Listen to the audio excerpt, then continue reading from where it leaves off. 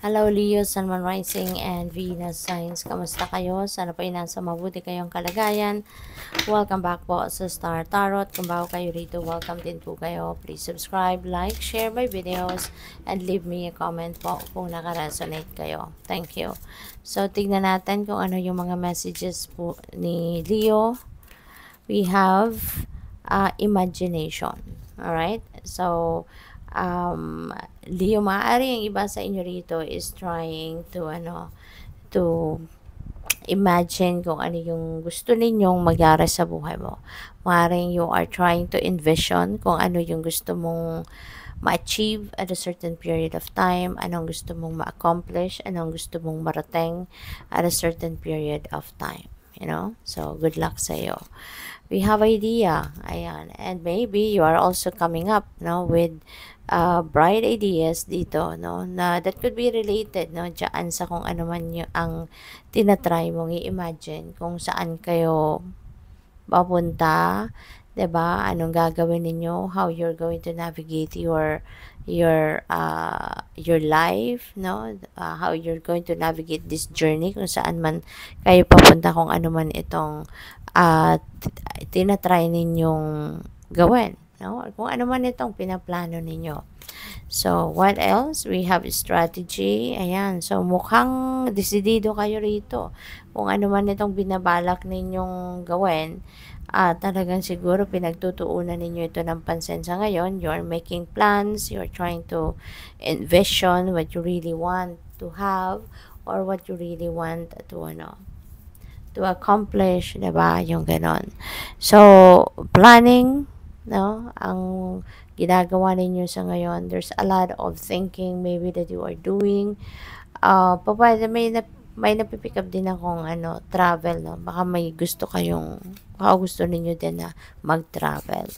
So we also have gain. Wow, so may profit dito, na makakamit kayo. So this could be yung ninyo, financial gain, baka meron kayong business na pinud up and ngayon magkakaroon na kayo ng financial gain, makukuha mo na yung return of investment mo rito, pwedeng ganon.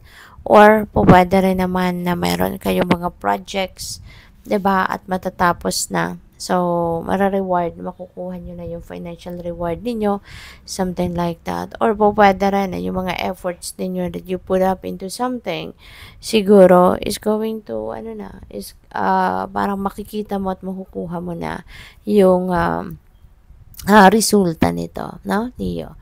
So, good luck sa'yo. So, tignan natin kung ano pa yung mga messages, mga energies surrounding you.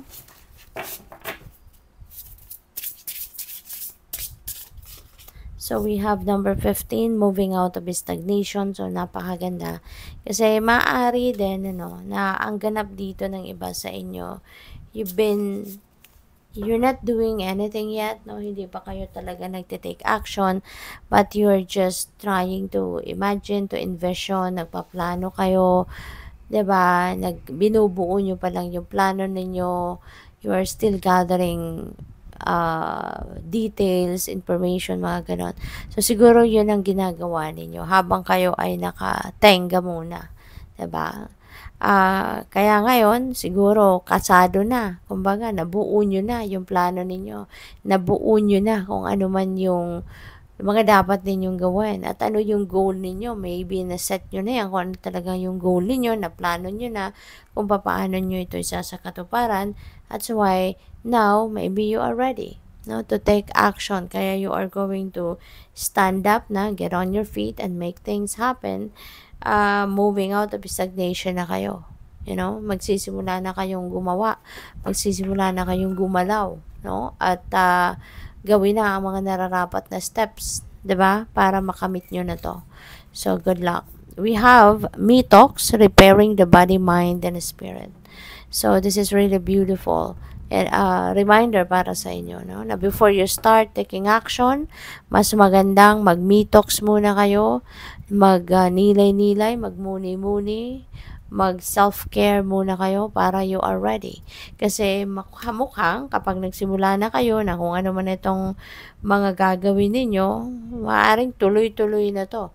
at baka hindi kayo magkaroon ng time or enough time, 'di ba, to repair your body, mind, and spirit.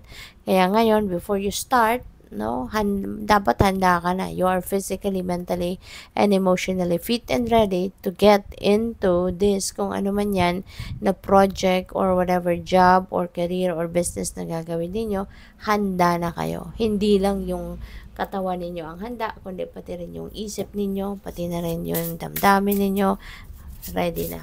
Okay? Kaya dapat, no, magpahinga kayo, dapat asikasuhin nyo muna, alagaan nyo na yung inyong sarili. So, what else? We have perfect storm, the courage to step into life. Ayan. Kasi, syempre, baka yung sisimulan ninyong gawin dito could be something that you've never done before. 'Di ba? Maaaring ano ito totally an uncharted territory para sa'yo. So, para handa ka din, 'di ba? Na kahit ano man ang mga challenges na pwedeng ma-encounter ninyo rito, hindi ninyo yan magiging, it's not going to be big problem para sa'yo. Kasi kung handa ka, matatag ka, matapang ka, 'di ba? Matibay ang inyong dibdib, malakas ang inyong loob, walang magiging problema diyan. Kaya you really need to be ready, 'di ba? Bitbitin nyo, baunin ninyo, no? Hindi lang yung lakas ng pangangatawan, kundi lakas ng loob din, no? Baunin ninyo yan as you navigate this journey. Okay? So, good luck. Thank you for watching. Love and light. Namaste.